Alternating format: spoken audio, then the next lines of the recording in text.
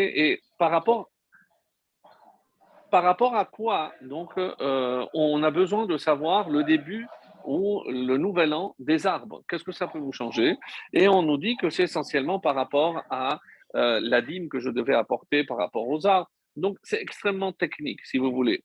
Et sur quel événement on va se baser pour décider que Shevat est le nouvel an? Pourquoi Shevat? Pourquoi pas un autre mois? Et la Gemara répondra. Donc, je passe relativement vite puisque c'est pas l'essentiel de ce que je voulais dire.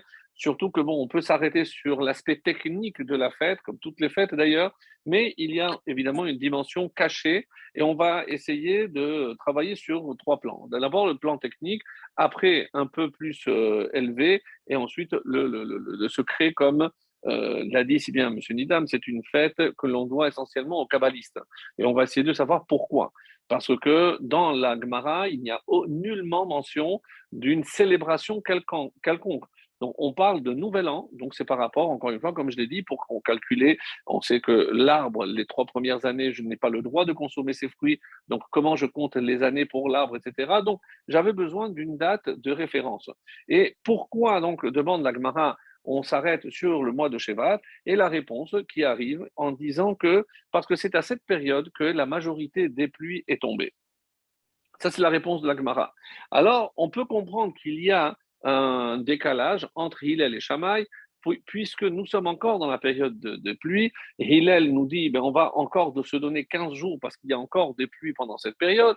Et Shammai dit, non, la majorité est déjà tombée, même s'il y a des pluies par la suite, mais on considère qu'à partir de Rosh Chodesh, c'est déjà la majorité qui est tombée. Et on va suivre l'avis de Hillel, et c'est pour ça que on va fixer le nouvel an de l'arbre pour le 15 Shevat. Ça, c'est, on va dire, l'aspect purement technique dont parle la Gemara, la Mishnah. Ensuite, on va essayer de comprendre qu'est-ce que cela symbolise. Vous savez que de tout temps, on a appelé le peuple juif le peuple du livre. Alors, peut-être que vous l'ignoriez, mais vous savez où il y a une référence au peuple du livre. Alors, c'est vrai que ça peut paraître choquant, mais c'est dans le Coran. En effet, dans le Coran, il est dit qu'il y a d'abord la religion musulmane qui est la plus importante, toujours d'après le Coran. Ensuite, il y a les agnostiques et les hérétiques, comme ça c'est marqué, ou les idolâtres. Et ceux-là, ils disent clairement que il faut les exterminer.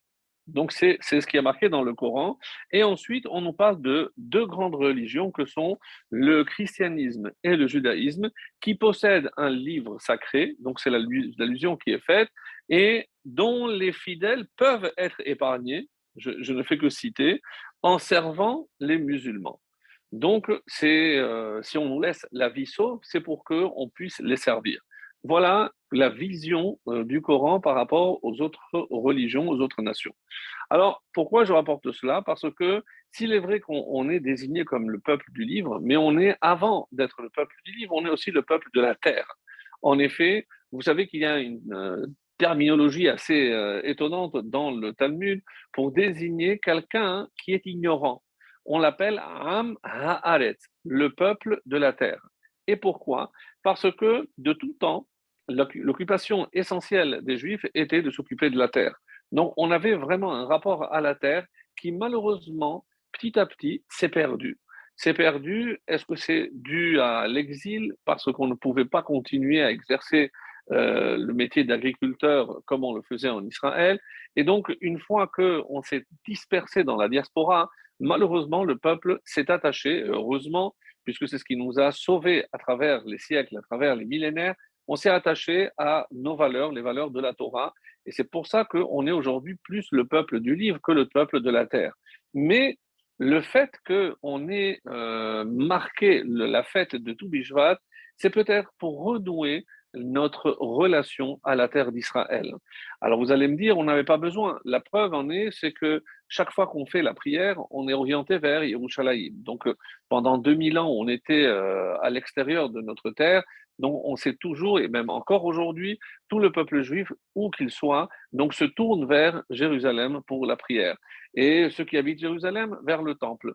Donc pourquoi? Parce que c'est le temple qui créait justement ce lien entre le peuple juif et la terre et Akadosh Baruch Hu et son créateur. Donc aujourd'hui, on a par exemple le KKL qui a remis à l'ordre du jour la célébration de Tou Bishvat en plantant des arbres, essentiellement à pain. Donc, bon, est-ce que c'est au moins pour rappeler qu'il y avait effectivement un lien qui existait, un lien très très fort pour unir le peuple juif avec sa terre. Et d'ailleurs, lorsque vous vous en souvenez certainement, Moshe Rabbeinu, on lui a refusé l'accès à la terre d'Israël, et il a fait 515 prières. C'est la valeur numérique du mot va être Hanan. Va être Hanan, il a fait 515 prières. Le Midrash dit, mais pourquoi cette volonté de Moshe de traverser et de rentrer en Israël? Est-ce que c'est l'Echol Mipilia Velisboa Mituva? Est-ce que c'est uniquement pour manger de ses fruits et pour se rassasier de tout ce qui était bon en Israël? Et les Chachamim nous disent oui, c'est exactement la raison pour laquelle Moshe voulait rentrer. Et d'ailleurs, vous avez une allusion, mes chers amis, dans ce qu'on appelle la bracha de Me'en Shalosh. En effet, vous savez que le Birkat Amazon est composé, en tout cas au début, de 3 paragraphes. Le premier fixé par Moshe, le deuxième par Yoshua, à la Haaretz ve'al Hamazon, donc qui a rajouté la terre, et la troisième bracha, Boné Yerushalayim, écrite par David et Shlomo. La quatrième bracha, Hatov et Ametiv, a été rajoutée plus tardivement. C'est pour ça que le Birkat Amazon, Boné Yerushalayim, Amen. Ça, c'était la fin. Donc, il y avait trois brachot. Et on a fait un résumé de ces 3 brachot. C'est comme ça qu'on appelle Meren Shalosh, un résumé des 3. Et c'est quoi? C'est la bracha que nous on appelle Al Amichia Val Kalkala ou Al Ha'etz ou Al Hagefen. Alors, Meren Shalosh, c'est pas parce qu'on dit Michia, Geffen et Haetz. Non, mais En Shalosh, c'est parce que c'est le résumé de Birkat Amazon qui est composé, lui, de 3 brachot. Donc, et qu'est-ce qu'on dit dans la bracha, justement, de Alamichia? Eh bien, on précise, les Echol Mipiria Velisboa Mituva. Donc, pour manger de ces fruits et se rassasier de tous ces bonheurs que la terre d'Israël peut nous offrir. Donc, on considère que vu que la terre a une kedusha particulière, donc cette kedusha passe à travers tous les fruits que le juif, une fois qu'il habite en Israël, va pouvoir déguster. Donc, et le goût d'un fruit en Israël n'a pas le goût. Vous allez me dire, mais il y a des bons fruits ailleurs. Je ne parle évidemment pas du goût physique, mais je parle du goût spirituel, puisqu'il y a une kedusha. Et la preuve, mes amis, c'est que à partir de là, on nous dit que pour pouvoir ne pas être exilé, parce qu'on aurait dû être exilé pour laisser, alors on a laissé la terre en jachère, c'est l'année de Shemitah. Donc ça, c'est un autre thème, mais que vous le sachiez, nous nous trouvons ici en Israël en pleine année de Shemitah, donc avec des restrictions quant à la consommation. Je n'ai pas le droit de commercialiser les fruits de la Shevi'it, de la 7e année. Je peux, oui, les consommer, mais en faisant attention de ne pas faire des détritus, donc des déchets. Donc pourquoi? Parce que même pour la peau, il y a une kedusha. Donc c'est dire que la terre d'Israël, Eretz HaKodesh, c'est la terre de la sainteté. Et cette sainteté passe aussi par tout ce qui pousse dans la terre d'Israël. Voilà, ça c'était un premier point. Et donc un point important parce que, évidemment, on n'a pas attendu le KKL pour reboiser la terre d'Israël. Donc de tout temps, il y a évidemment un lien qui s'était créé entre le juif et sa terre. Alors, ne serait-ce que par rapport à la Haggadah, pendant des siècles, pour ne pas dire des millénaires, on disait toujours les Shana Haba'a Birushalayim, que l'année prochaine, on puisse être à Yerushalayim. Donc, on a toujours une mention dans les mariages.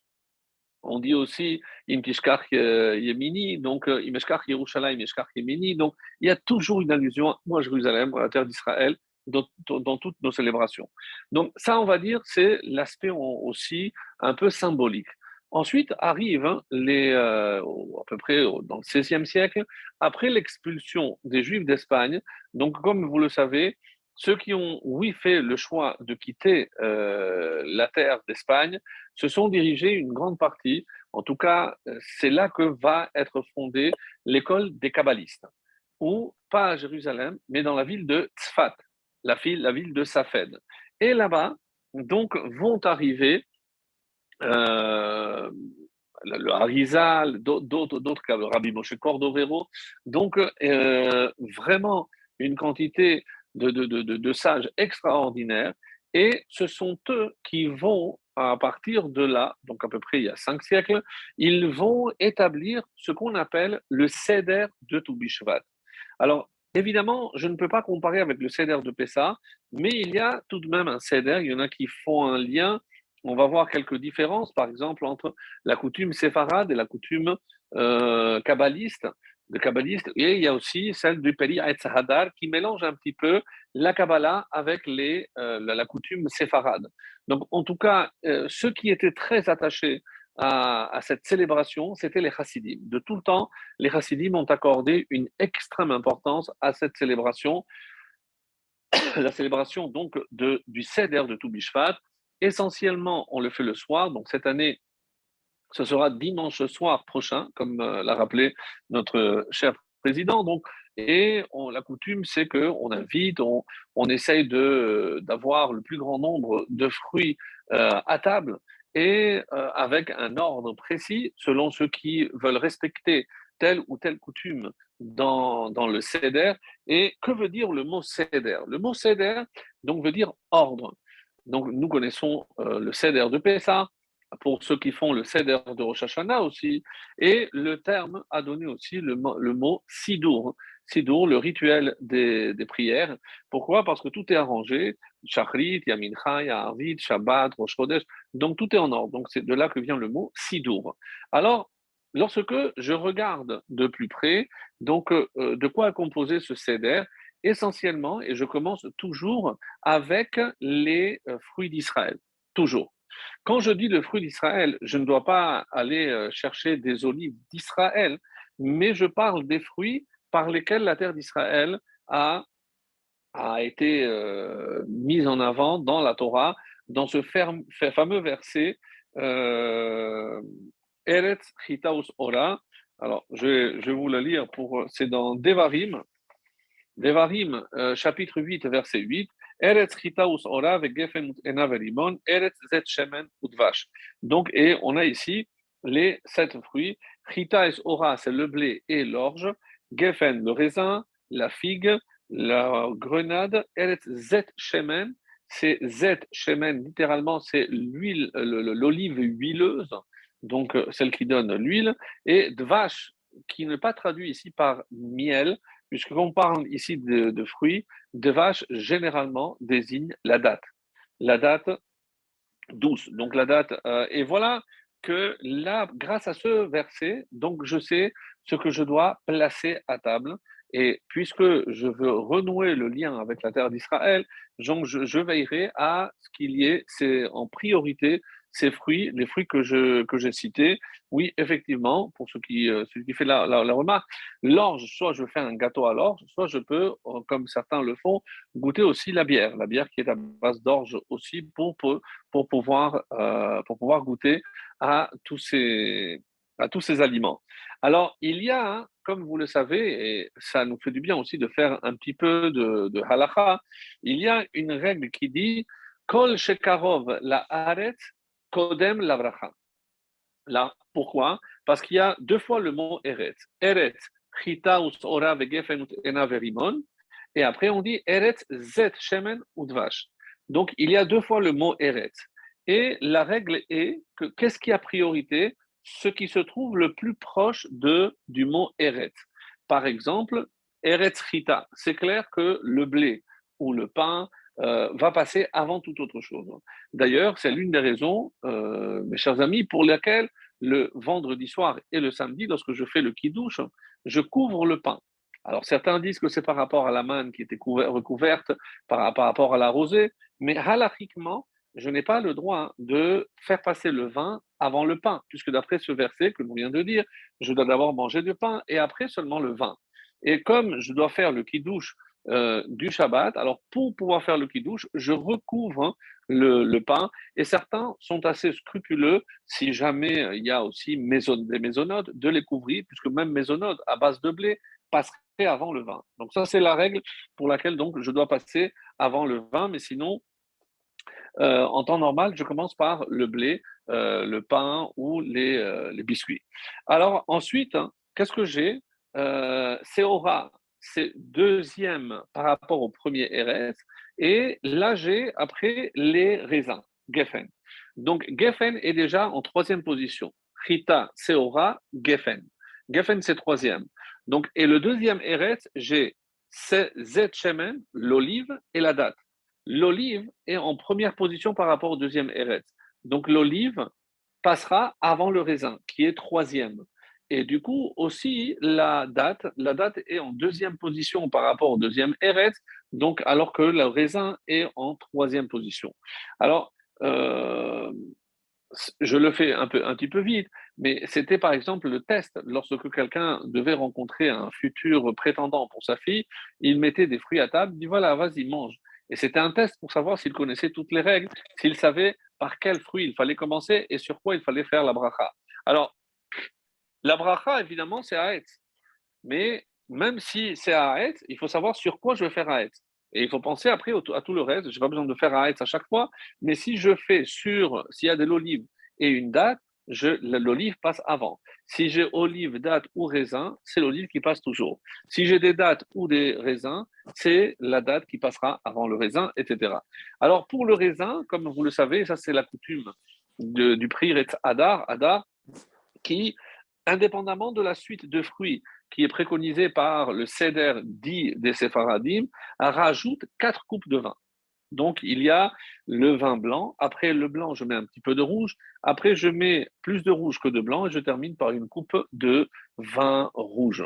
Alors, 4 coupes, évidemment, ça nous renvoie à un autre seder très connu, bien évidemment le seder de Pessah. Mais est-ce qu'il y a un rapport entre le seder de Toubishvat et le seder de Pessah? C'est ça ce qu'il faut essayer de comprendre. Pourquoi je devrais introduire ici 4 coupes de vin et par rapport à quoi? Par rapport à quoi? Alors, dans la Mishnah, il y a marqué que c'est Rosh Hashanah, la Ilan. La Ilan.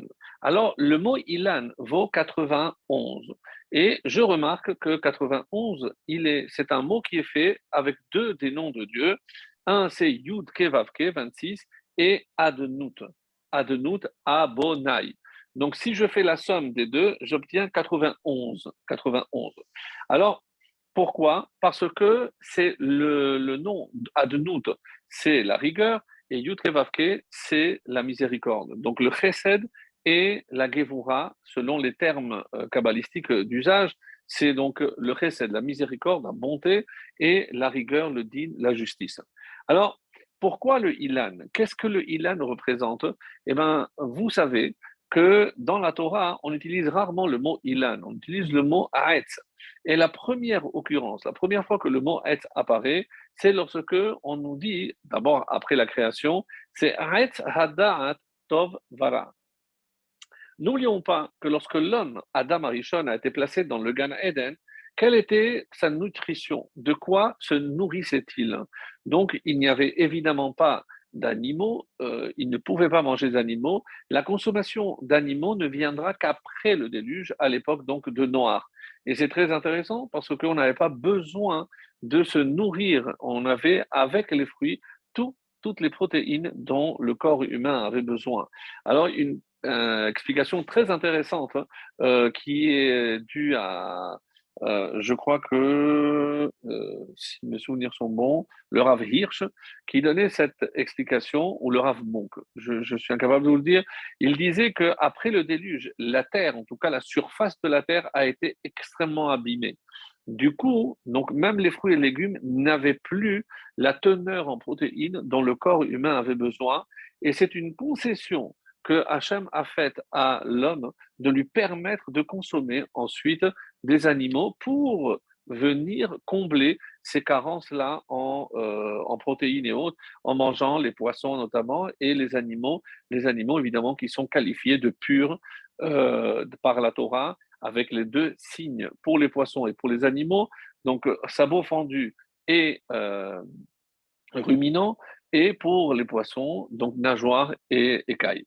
Donc voilà, ça c'est un petit rappel. Donc, lorsque Dieu place l'homme dans le Gan Eden, il ne mangeait, il ne consommait que des fruits de l'arbre. Donc finalement, lorsque le dimanche prochain, nous, on va s'asseoir à table, et bon, il y en a qui font un repas avant, et ensuite on fait le seder, il y en a qui passent ils font que le seder en faisant attention de faire assez de gâteaux pour être comblés, et ensuite faire en sorte qu'il y ait beaucoup de types de fruits. On va voir exactement combien. Il y en a qui vont jusqu'à 100 fruits. Donc aujourd'hui, et surtout ici en Israël avec la Shemitah, c'est très très difficile d'en trouver, mais il y en a qui vont jusqu'à 100 fruits. Quel est le minimum d'après ce qu'on va expliquer? Et d'après la Kabbalah, on va expliquer qu'il faut au moins 30 fruits. Alors de quel type? Allez, il faut savoir que d'après les Sfaradim, on ne mange que des fruits de l'arbre. Après, d'après le Péris et Hadar, on introduit des fruits aussi de la terre, les bananes ou d'autres fruits qui ne sont pas considérés comme l'arbre. Bon, mais d'où ça vient? D'où vient cette coutume? Alors, pour cela, il faut comprendre que l'homme, en célébrant le Seder de tout Bishvat, il se projette par rapport à Adam Arishon, où il ne consommait que des fruits de l'arbre. Donc, si véritablement on peut parler d'une fête messianique, où on espère que, Be'ezrat Hashem, on va retrouver, sans avoir besoin de tuer des animaux pour les consommer, comme c'était le cas à l'époque, eh ben, ne me dites pas oui, mais comment on va faire dans le Beth Amikdash? Dans le Beth Amikdash, ben, on trouverait une solution, ne vous inquiétez pas, on pouvait offrir aussi de la farine, de froment, etc. Donc il y avait d'autres choses, ne vous inquiétez pas. Donc, mais le fait que on est parti à la base comme celui qui ne pouvait manger que des fruits de l'arbre, et la fête de Toubishvat, le Seder de Toubishvat, nous met en relation directe avec ce Adam Arishon avant qu'il soit expulsé du Gan Eden, avant qu'il ne faute, et évidemment avant que l'humanité ne faute en entraînant le déluge, la destruction massive et de l'humanité et de toute la faune et la flore qui existait à l'époque, et tout reprendra à zéro avec évidemment d'autres besoins comme on l'a expliqué. Donc de là, on comprend que la fête de Toubishvat revêt une importance cruciale par rapport à l'aspect messianique et la dimension messianique du peuple juif. La preuve en est par ailleurs que si jamais le Mashiach arrive, et on nous dit, voilà, il faut accueillir le Mashiach, évidemment, c'est un roi descendant de David Ameller, donc tout à fait cessante, même ceux qui étudient la Torah, etc., on laisse tout, on va accueillir le Mashiach. Il y a deux catégories qui ne s'interrompent pas. Laquelle? C'est les enfants qui étudient la Torah, parce qu'on dit que le monde tient par l'haleine des Tinokot Shelpet Rabban. Donc les enfants qui étudient la Torah, c'est ce qui fait tenir le monde. Et bon, pour ne pas les laisser livrer eux-mêmes, peut-être que l'enseignant resterait avec eux pour être certain qu'ils font les choses comme il faut. Et ensuite, la deuxième catégorie qui doit aussi continuer l'activité qu'il est en train de faire au détriment d'aller recevoir le Mashiach, eh bien, on nous dit qu'il s'agit ici de planter un arbre dans la terre d'Israël. Pourquoi? Parce que planter un arbre dans la terre d'Israël, les Rachamim nous disent que c'est comme accueillir le Mashiach. Et il y a beaucoup de textes à ce propos où on nous dit que un des signes messianiques, comme c'est rapporté dans les prophéties, c'est lorsque la terre d'Israël donnera des fruits. Comme si, quelque part, c'est grâce à cela que nous approchons de la fin des temps et surtout de la venue du Mashiach. Donc là, il y a un signe extrêmement fort, et on va aller encore un petit peu plus loin pour essayer de comprendre quelle serait l'analogie entre l'homme et l'arbre, puisque, comme c'est rapporté dans le Devarim aussi, qu'il y a Adam et Sassadé, qu'il y a une comparaison qui est faite entre l'homme et l'arbre.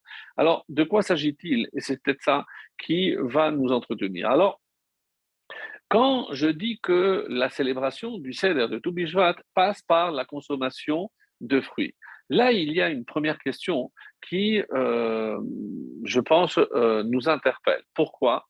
Comment j'ai dit, qu'est-ce qui se passait à le mois de Shevat pour que l'on considère que cette date est marquée comme le nouvel an?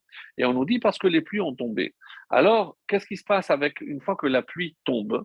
Donc, on sait très bien, la pluie tombe sur la terre, donc elle pénètre à l'intérieur, elle va atteindre les racines de l'arbre. L'arbre va évidemment absorber cette pluie, cette eau, et ensuite va remonter à travers le tronc, et c'est ça ce qui va donner, comme vous imaginez, les fruits. Alors, mais à tout Bishvat, hein, quel est le phénomène? On a dit que les pluies tombent. Est-ce qu'il y a des fruits? Non. Quand est-ce qu'on verra les premiers bourgeons? Et on le sait très bien parce qu'on fait une prière particulière, c'est Birkat HaIlanot. Et quand? C'est le mois de Nissan, où les arbres commencent à bourgeonner. Donc, quand je célèbre tout Bishvat et que je mange les fruits, c'est pas logique. Vous allez me dire, oui, mais qu'est-ce qu'on aurait pu manger? Qu'est-ce qui monte à travers le tronc de l'arbre? En quoi se transforme justement cette eau, cette pluie qui est absorbée par les racines? Donc, elle monte sous forme de la sève. La sève, en hébreu, c'est dit séraph. Séraph, c'est brûlé. Alors, c'est curieux, et une interprétation que j'avais vue, qui m'avait beaucoup plu, c'est pourquoi on compare la sève à quelque chose qui brûle. Ce qui brûle, c'est le feu. Oui, parce que dans la nature, mes chers amis, le seul élément qui va vers le haut, c'est le feu. Même le vent, il ne pousse pas vers le haut, il pousse sur les côtés généralement, l'eau va vers le bas, la terre évidemment, elle est encore plus basse, mais qui va toujours vers le haut, c'est le feu. Et pourquoi? Parce que ici, on est face à un phénomène extrêmement intéressant, c'est que nous avons un liquide qui s'appelle la sève, et je rappelle toujours que la sève est à l'arbre, ce que le sang est à l'homme, donc c'est ce qui donne la vie à l'arbre, et c'est à travers donc cette sève que les fruits seront de bonne ou moins bonne qualité, puisque c'est à travers, donc, c'est la qualité de la sève. Et curieusement, si je dis que c'est un liquide, eh ben, normalement, la nature veut que le liquide aille vers le bas et jamais vers le haut. Donc, on est ici face à un phénomène extrêmement curieux où j'ai un liquide que l'on appelle la sève qui, comme le feu, va vers le haut. Donc, il s'élève. Donc, très intéressant comme remarque, et c'est comme si c'était contre nature.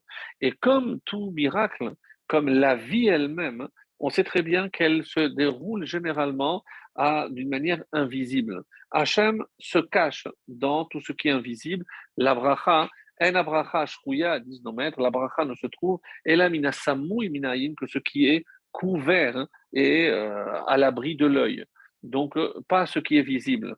Même la vie humaine, elle se développe à l'intérieur de la femme sans que ce soit visible. Bon, peut-être le volume, si vous voulez, mais tout ce qui se passe à l'intérieur, comment les cellules se subdivisent, comment chaque cellule va trouver la destination, ça c'est pour les yeux, ça c'est pour la bouche, ça c'est le cerveau, le cœur, c'est quelque chose de fascinant. Et comme tout ce qui est important, c'est toujours quelque chose qui est caché. Même lorsque je plante une graine, je sais que tout le travail et la graine passe par un processus presque de putréfaction, puisque la graine commence presque à pourrir, et là où je pense que tout est fini, c'est là où commence à germer, c'est là qu'apparaît la vie. Donc, très intéressant comme remarque de la part de Chachamim, mais je voulais apporter ici en tout cas une autre conclusion. Pourquoi, alors qu'on célèbre la montée de la sève à Toubishvat, pourquoi on célèbre cette fête en mangeant des fruits?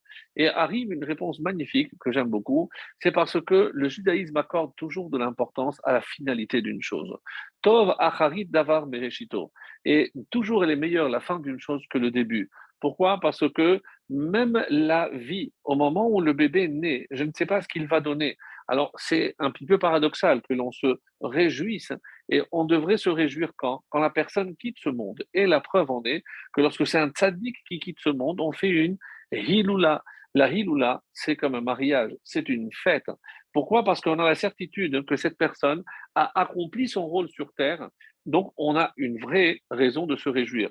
Mais lorsque le petit bébé arrive, je ne sais pas ce qu'il va devenir, s'il va être un tzaddik ou pas. Donc, pourquoi je me réjouirais? Tov acharit davar, c'est le roi Salomon qui dit dans Kohelet, Tov acharit davar mereshito. Une autre interprétation dit que pour qu'une chose soit bonne à la fin, il faut qu'elle soit bonne depuis le début. Donc, tout ce qui va être bon à la fin, c'est parce que ça a bien commencé. Donc, sinon, comme dit toujours le roi Salomon, mais lo yuchal litkon. Quelque chose qui est tordu ne peut pas être redressé.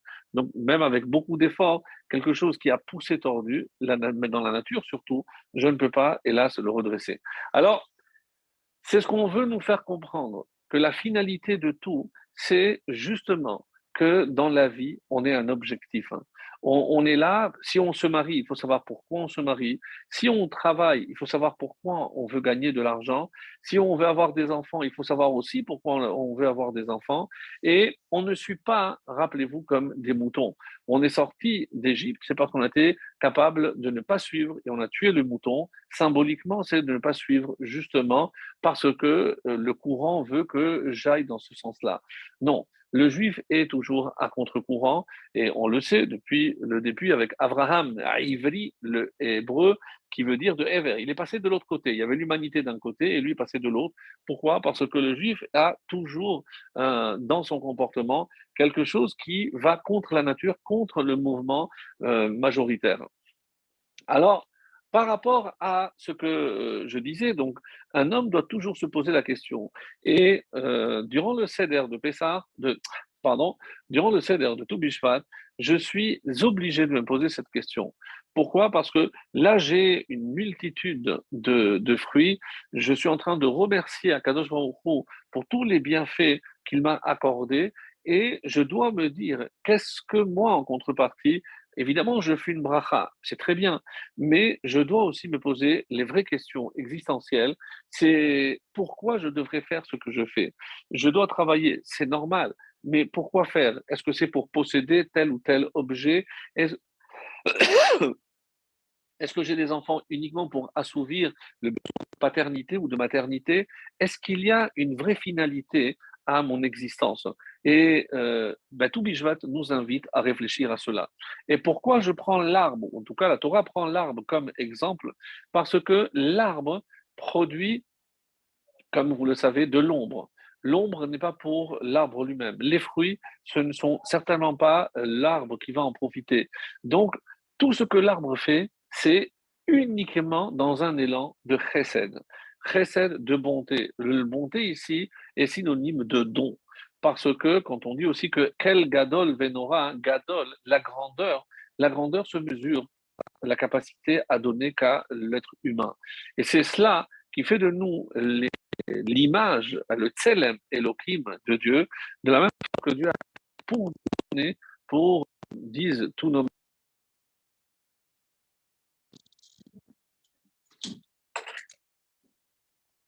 On n'entend plus, Rosh Hein, Hashanah. on n'entend plus. Vous pouvez reprendre un tout petit peu. Vous pouvez reprendre un tout petit peu parce qu'on n'a pas entendu. C'était un moment Le fondamental.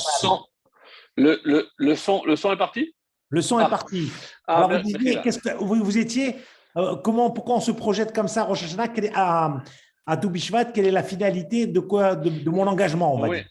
voilà. Pourquoi donc? Et évidemment, c'est apporter une réponse, comme je l'ai dit, existentielle, parce que je ne peux pas imaginer que tout ce que, et c'est ça la comparaison à l'arbre, et pourquoi je m'inspire de l'arbre? Parce que l'arbre est entièrement don.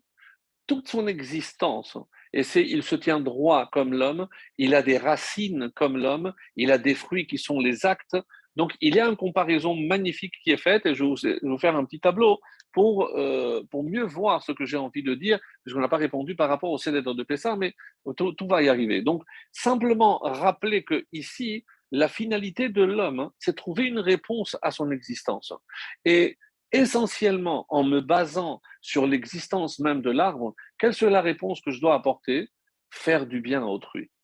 Donc, un homme incapable de faire du bien, pourquoi j'ai besoin d'avoir des enfants? C'est parce que j'ai un tel élan de don, de bienfait, et ben, parce que c'est pas logique.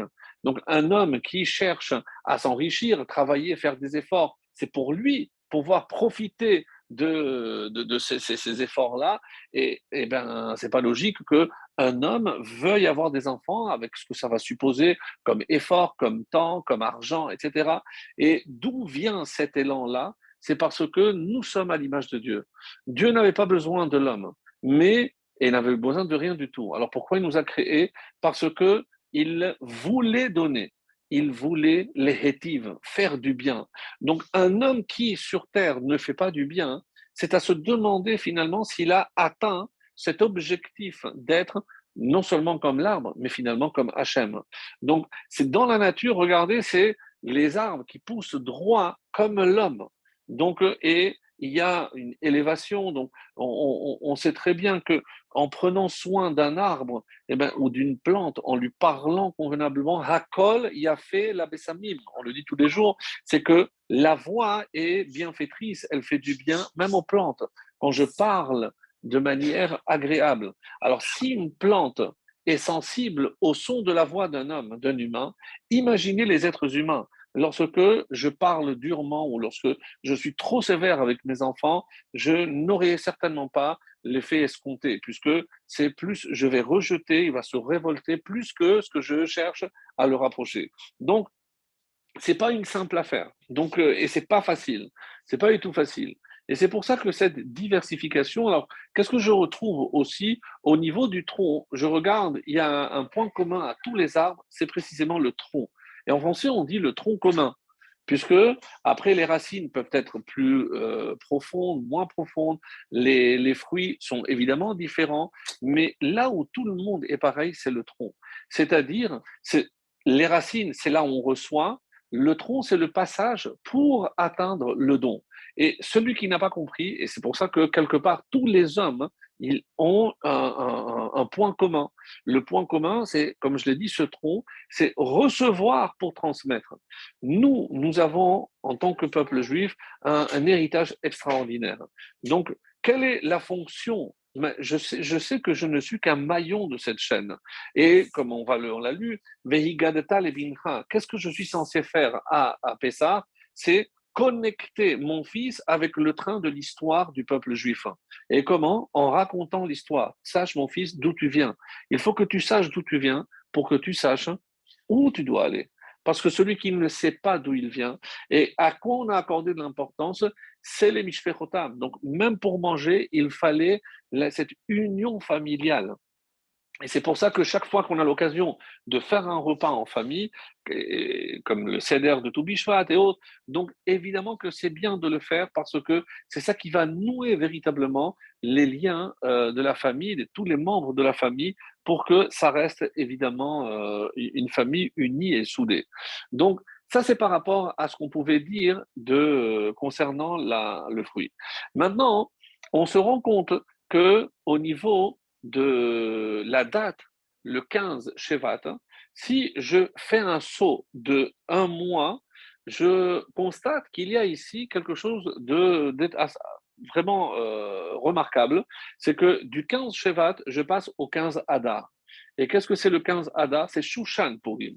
14, c'est pour tous les autres pays et toutes les autres villes. Mais Shushan, dans la ville de Suse, c'était le 15. Et aujourd'hui, essentiellement, la seule ville connue qui fait le 15, c'est Yerushalayim, Jérusalem, avec tous les alentours qui sont visibles depuis Jérusalem.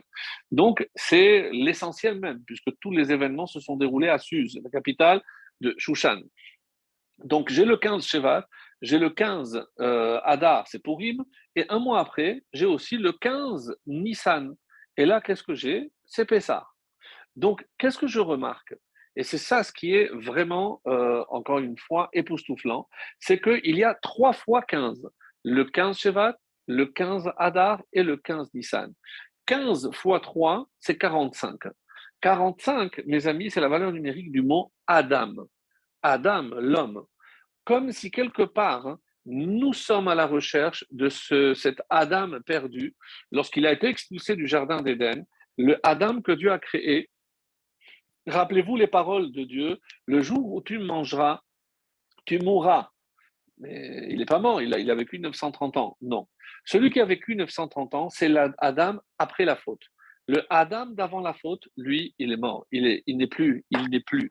Donc, toute la recherche de l'humanité, c'est à la reconquête de cet Adam initial, celui qui était véritablement à l'image de Dieu.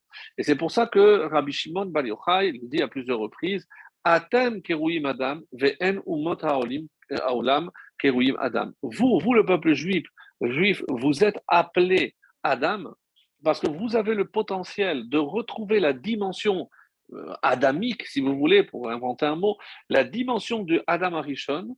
Et c'est pour ça que je vous ai donné les moyens à travers la Torah. Nous, on peut retrouver cette dimension de Adam, chose que les nations ne pourront pas, évidemment, trouver. Pourquoi? Comme la Gemara le dit, Im yesh chorma bagoim tamin. Eux ont la sagesse. Ça, c'est nul doute. Mais la Torah, non. La Torah n'appartient au peuple d'Israël. C'est pour ça que, pourquoi on a appelé ce mont Sinaï de Sina.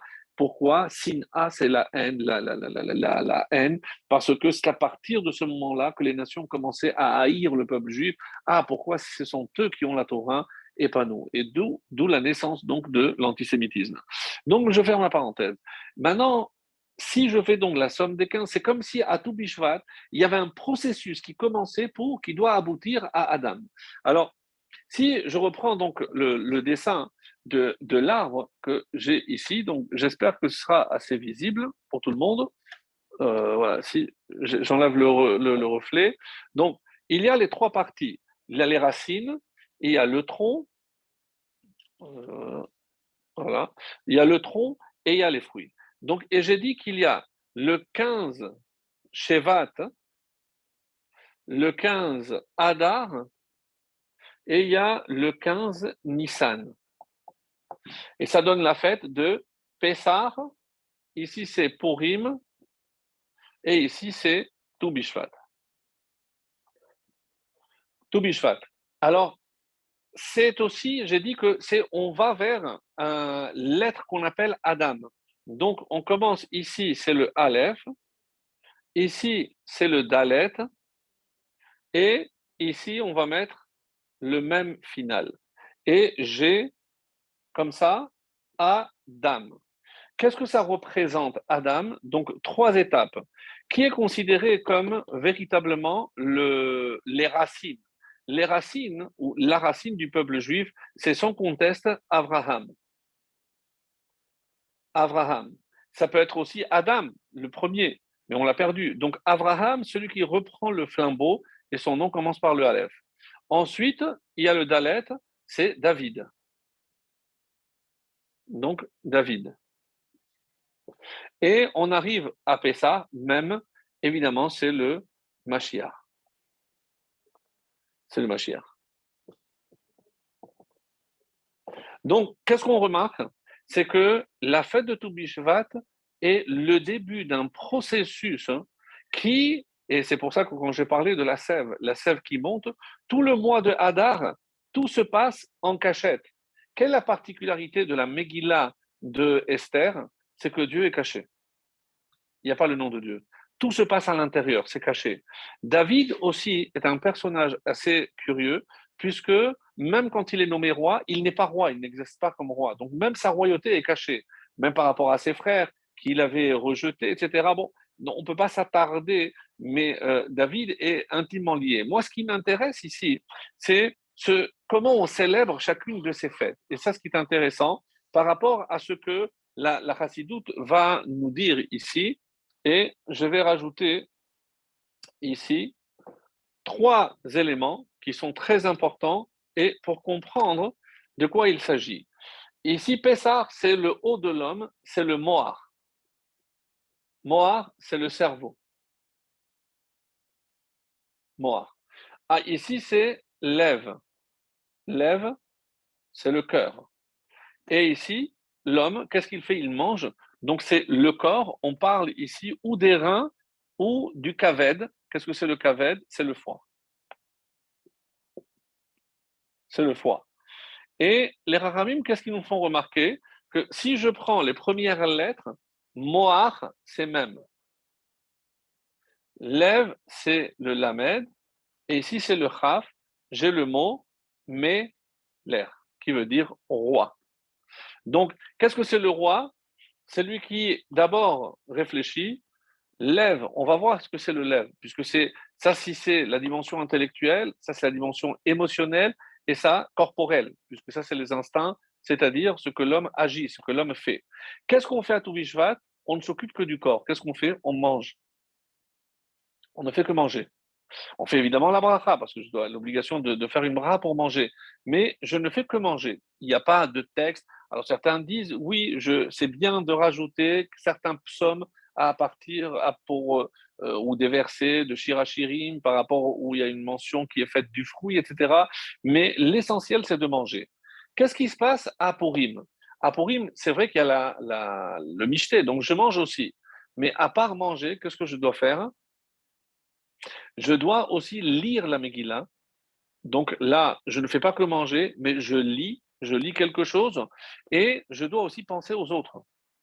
C'est Matanot Lavionim, donc Matanot Ishlereh, où je dois penser aux pauvres, Matanot Lavionim, et pour l'échange de cadeaux que je dois faire à Purim. Et à Pessah, qu'est-ce que je fais? Je dois aussi manger, je mange la matzah, je dois lire, je fais la Haggadah, et évidemment, je dois aussi m'occuper et me préoccuper des pauvres pour qu'ils ne manquent pas. Donc, ce qui est très intéressant, c'est qu'on dit que avant chaque fête, hein, quand est-ce que je dois commencer à étudier les halachot d'une fête? 30 jours avant. Donc, avant Pessah, donc à Purim, cette année, il y a 2 Hadar, c'est vrai, mais à Purim, je commence à étudier les halachot de Pessah. Et c'est curieux parce que quelle est la première halakha qui est donnée dans le Shulchan Aruch? Et c'est rapporté par le Rama, Rabbi Moshe Sarles. Donc, nous, on aurait dit, ben, comment c'est la cachérisation, les achats? Non. Chitim, donc on parlera ici des chitim de Pessah. C'est quoi? C'est acheter du blé pour le distribuer aux pauvres. Très intéressant. La première halakha, c'est de penser à l'autre. Pourquoi? Parce que je ne peux pas envisager une fête, une joie, si elle n'est pas partagée, s'il n'y a pas la notion de don à l'autre. Et donc, à Purim, pareil. Donc, Matanot Lavionim, je dois veiller à ce que tout le monde ait de quoi faire le michté, sinon je dois l'inviter.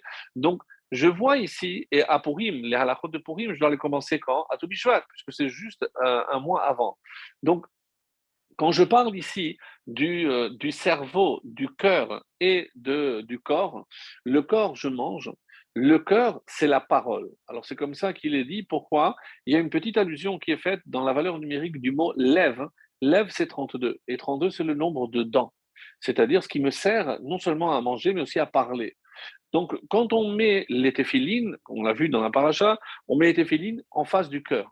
Donc, c'est vrai sur le bras, mais il faut que le boîtier soit en face du cœur. Et après, je mets la tête. Et je ne dois pas parler entre les deux. Pourquoi? Parce que s'il y a une interruption entre les deux, pour nous, les Sfaradim, on rajoute une bracha, mais qu'est-ce que ça veut dire qu'il y a une interruption? C'est entre ce que je fais et ce que je pense, il n'y a pas une adéquation. Et le juif ne doit pas interrompre entre la pensée et l'action. Donc, qui c'est qui commande l'action? C'est nos émotions, c'est la parole, bien sûr. Comment je sais si quelqu'un est en colère ou il est joyeux? Eh ben, je l'entends parler, je sais déjà s'il est en colère ou pas. Donc, ici, c'est la pensée, la parole et l'action. Et je retrouve à travers l'arbre, ici, Adam, quelque chose de fantastique. C'est les 3 dimensions de l'homme. Par quoi je connais un homme? Par quoi il se définit? Par la pensée. Mais la pensée reste quelque chose de très secret. Je ne sais pas ce que l'autre pense. Je peux avoir un aperçu par rapport à ce qu'il dit, mais il ne dit pas tout ce qu'il pense. Et des fois, malheureusement, il ne pense pas ce qu'il dit. Donc, c'est aussi à double tranchant. Par ailleurs, donc, il a aussi l'action. Donc, 3 dimensions de l'homme qui me permettent de comprendre qui il est véritablement. Quand Dieu a décidé de créer l'homme, il a dit Naase Adam. L'homme correspond à ce qu'on appelle Asiya. Et là, je voulais vous lire un verset qui se trouve dans le prophète Isaïe, au chapitre 43, le verset 7. Qu'est-ce qu'il dit? Kol hanikra bishmi. Donc, tous ceux qui se réclament bishmi de mon nom, velichbodi, pour ma gloire. Bérative, je les ai créés. Yetzartive, je les ai formés. Af hasitive, et je les ai faits.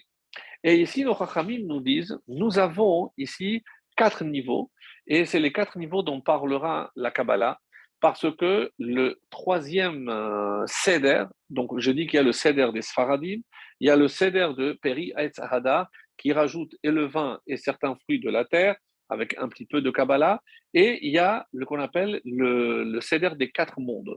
Quels sont les 4 mondes? On les appelle Abia, du plus élevé au plus bas. Atilut, c'est le monde de l'émanation. Là-bas, il n'y a rien qui soit physique. C'est de là que tout descend. C'est par exemple la lumière, la lumière vient de Atilut, ce qu'on appelle Or en Sof, la lumière infinie. C'est le monde de la Atilut, le monde de l'émanation.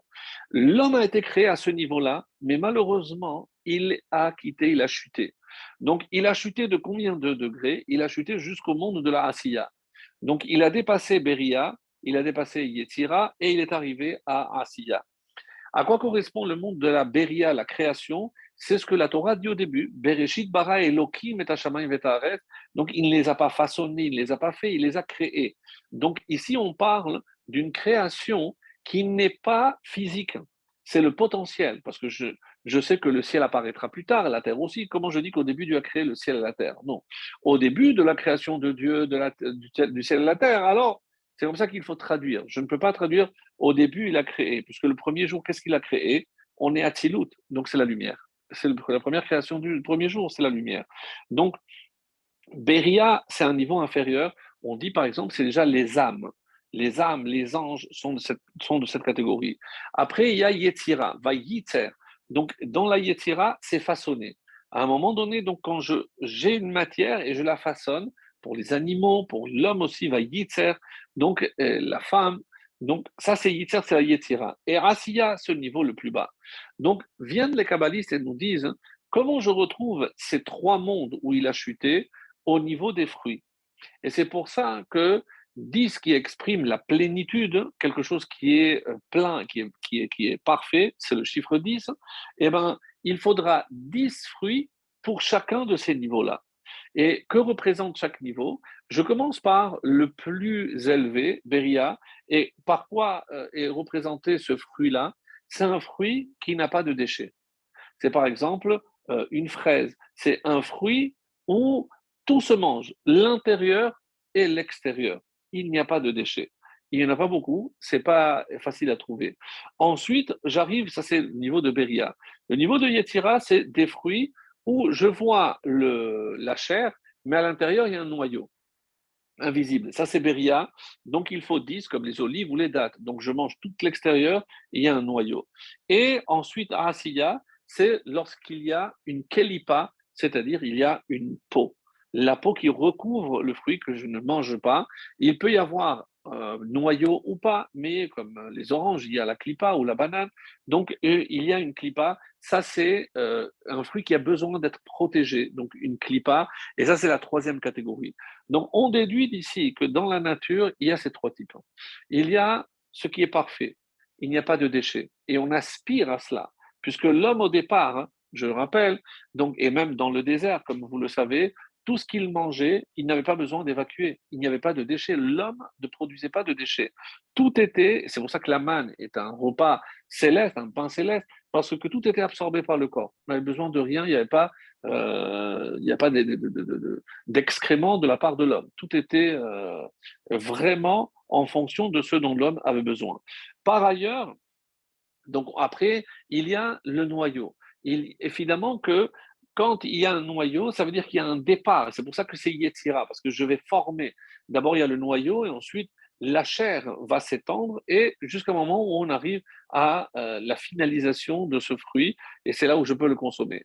Et il y a la troisième catégorie, ces fruits donc qui ont besoin d'une clipade pour les protéger, mais aussi pour les freiner, pour les arrêter. Parce que à ce moment-là, pour ne pas qu'ils continuent, donc la peau vient finalement circonscrire le fruit. Alors, je déduis que c'est comme ça que Dieu a créé le monde. Il y a la perfection où il n'y a pas de déchets. Est-ce que c'est un tzaddik où tout ce qu'il fait est parfait? Ensuite, il y a la personne qui a du bon à l'extérieur, mais il reste le noyau, il y a quelque chose encore à travailler à l'intérieur. Et il y a malheureusement ceux qui ont ce qu'on appelle dans la Kabbalah et dans la Chassidut une klipa. Une klipa, c'est comme une écorce qui empêche. Alors c'est vrai que ça protège, mais ça empêche aussi à tout ce qui est spirituel de rentrer à l'intérieur. C'est pour ça qu'on considère que c'est le niveau le plus bas. Mais attention, parce que s'il est vrai qu'il y a une écorce, il faut savoir enlever l'écorce. Et qu'est-ce qu'il y a à l'intérieur? Il y a la chair, donc il y a le fruit. Ça, c'est pour essayer un petit peu d'expliquer à partir de ces trois niveaux. Donc, si je résume, je peux dire la chose suivante. Donc, dans la vie, un homme doit avoir un projet. Ça, c'est le premier enseignement de Toubishvat, avoir un projet, c'est-à-dire euh, qu'est-ce que je cherche dans ma vie. Et une des finalités de l'homme, c'est le dévoilement de Dieu. Alors nous, on pense que dévoiler Dieu, c'est le jour où il va se manifester à nouveau dans le temple ou autre. Non. Le dévoilement de Dieu se passe par l'homme, parce que l'homme possède cette lumière intérieure que Dieu lui a donnée, et c'est le jour où il pourra laisser rayonner cette lumière intérieure, et ben, c'est ça le dévoilement d'Akadosh Baruch Hu. Ça, c'est comme ça que les Chachamim disent, c'est Bayom Ahui Hashem Echad Ushmo Echad. Donc non seulement il sera un, mais son nom sera Echad. Tout le monde verra donc l'unicité de Dieu. Donc le message de Toubishvat, c'est ça, c'est pourquoi je cherche des fruits, pourquoi je fais des actions, qu'est-ce que je fais dans ce monde. Donc ça, c'est le premier message. Arrive Purim. Qu'est-ce que c'est Purim? Purim, comme on l'a dit, c'est quelque part Vénaforou. On sait que la majorité de ce projet, d'abord que je ne dois pas dévier, mais il va se faire même en cachette. Parce que si j'existe, que Hachem il a un projet pour moi, à moi de le découvrir. Des fois, c'est vrai que c'est masqué, mais je sais que même lorsque je vois un tronc, à l'intérieur, il y a la vie. Et c'est cette vie qui va aboutir, comme on l'a dit, à la lumière. Comme à Purim, donc on croyait avoir atteint l'obscurité et c'est venu nous enseigner que de l'obscurité peut jaillir la lumière. Et enfin, donc on a dit Pessah. Pessah, c'est la notion de être soumis aux autres. Alors, pourquoi, où est le Adam qui est en toi? Donc, à savoir et apprendre quelque part à relever la tête. Donc, on ne peut pas rester esclave. C'est savoir sortir Mitzrayim de ses limites. Donc, on sait que le résultat sera en fonction du début. Et le début, c'est Toubishvat. Qu'est-ce qu'il est recommandé d'après les Rachamim? C'est que c'est bien à Toubishvat de prier pour avoir un bel étrog l'année à venir. Quel rapport? Parce que les fruits, non seulement une fonction de manger, mais il y a aussi des fruits de mitzvah. Et quel est le fruit par excellence? Certains disent que l'arbre de la connaissance, c'était le hétrog. Pourquoi? Parce que tout avait le même goût. Et le tronc et le fruit étaient composés du même goût, d'après certaines explications. Donc, faire le bon choix, et c'est pas toujours évident, avec les vraies priorités et si jamais j'hésite à faire le bon choix, si jamais j'hésite à avancer, et attention, parce que traverser Pourim, et ça nécessite, comme je l'ai dit, aller contre nature. Le plus simple, c'est de se laisser aller. Et évidemment que la nature veut que tout ce qui est liquide, tout ce qui a un corps, eh bien, aille vers le bas. Le juif ne se laisse pas aller vers le bas. Comment on appelle celui qui se laisse aller vers le bas, vers les bas instincts, vers ses pulsions? C'est Aeved, c'est un esclave. À la fin, il est l'esclave de ses pulsions, l'esclave de son corps, et il empêchera donc sa lumière, cette lumière qui est cachée en lui, de rayonner à l'extérieur. C'est pour ça que finalement, on résume et on peut dire que c'est les trois tout, les trois 15. Et évidemment, pourquoi le 15? On l'a compris, parce que 15, c'est le 15 du jour du mois, c'est là où il y a la lumière la plus éclatante. Je parle de la lune, bien sûr, puisque le peuple juif est comparé à la lune. Et de qui reçoit cette lumière, la lune? Du soleil. De qui reçoit sa lumière, le peuple juif? D'Akadosh Baruch Hu. Donc c'est là où il va rayonner pour reprendre cette notion de lumière. Donc, premier point, donc j'ai un but dans la vie, j'ai un projet. Donc, savoir transformer les difficultés en lumière, les difficultés de ma vie. Je raconte toujours cette histoire parce que je l'adore. C'est un monsieur qui avait dans son terrain un trou, un puits qu'il n'utilisait pas. Et il avait un âne aussi qui était déjà très vieux et qui ne lui servait plus tellement à faire ses tâches. Alors, un jour, il a entendu des cris et il s'approche, il a vu que l'âne était tombé dans le puits. Il a dit, ah, j'ai résolu mes deux problèmes, donc maintenant je vais boucher le puits et comme ça, j'enterre aussi l'âne. Et Donc, il appelle son copain, il commence à mettre des pelletés de terre, et à un moment donné, il n'entend plus l'âne. Et il se penche, et qu'est-ce qu'il voit? C'est que chaque fois qu'il jetait une pelletée de terre, qu'est-ce que l'âne faisait? Il secouait, et donc la terre tombait, et il marchait dessus. Et petit à petit, avec toute la terre qui s'était accumulée, il était en train de se hisser vers l'extérieur. Qu'est-ce qu'on apprend de là? C'est que des fois, ce que nous, on pense qu'Hachem nous envoie comme mal, eh ben, c'est peut-être si on s'est transformé en bien, on peut utiliser justement cette obscurité pour s'en sortir. Et le troisième point, c'est que je serai, et je dois le savoir, toujours à contre-courant de l'humanité, parce que je ne peux pas suivre. Nous, on est, et comme Dieu nous a dit, Hivdal, la Havdala, c'est cette séparation, cette distinction entre le peuple juif et les autres nations. Donc, le jour où le juif se considère comme étant l'égal des autres, et ici, encore une fois, mes amis, il ne s'agit certainement pas de dire supérieur ou inférieur. Non. Dans une construction, il y a le maçon, il y a l'électricien, il y a le chef du chantier, et il y a aussi l'architecte. Donc, je ne vais pas dire qu'il y a tout le monde est important dans ce monde, et le maître d'œuvre, évidemment, c'est Akadosh Baruch Hu, qui nous a confié à nous le plan du monde, c'est la Torah, et c'est évidemment à nous qu'il incombe, parce que s'il y a quelque chose qui ne va pas, c'est nous qui portons la responsabilité. Combien d'importance accorde la Torah justement à ces arbres, où on nous dit que al-tashrit, donc on n'a pas le droit de détruire un arbre, même pendant la guerre, de détruire un arbre fruitier. Parce que c'est comme si je le saignais, comme si je tuais quelque chose. Donc, si s'est accordé la vie et on s'est accordé de l'importance à un fruit, à un arbre, à plus forte raison qu'on sera beaucoup plus sensible à la souffrance de l'autre. Et ce que Hachem a voulu nous faire comprendre par là, et c'est le souhait que Hachem a formulé, qu'on soit comme cet arbre qui ne pense pas à lui, il est là pour donner, il est là pour apporter du bien, comme lui nous a apporté du bien, eh bien, espérons que nous, on va être aussi à la hauteur pour pouvoir apporter du bien, non seulement à l'autre, mais à l'humanité tout entière. Hazak, magnifique conférence, vraiment exceptionnelle. Merci Vous beaucoup. avez donné vraiment beaucoup de force. Je suis en fait très, très content qu'on ait fait cette conférence 8 jours avant. 8 jours avant, parce que ça va nous permettre de vraiment nous préparer, vraiment de